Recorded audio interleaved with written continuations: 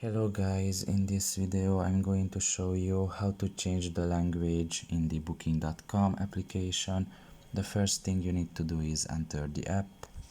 Once you are done with that and you are in the home page, you should look at the bottom of your right corner and there you will see your profile. Press on it, and in this page you should scroll down a little bit, and under the settings and legal section you will find the settings option. Just press on it and you will see here the first option, which is language. Just press on that as well, and here you can select basically the language that you want. You can see that there are a lot of languages. Of course it's a little bit limited. Mostly there are European languages here, but you can also find some Asian ones. You can just select the language that you want, and after waiting a little bit you can see that the entire app's language was changed to the language that you have selected. So pretty much this is all about it.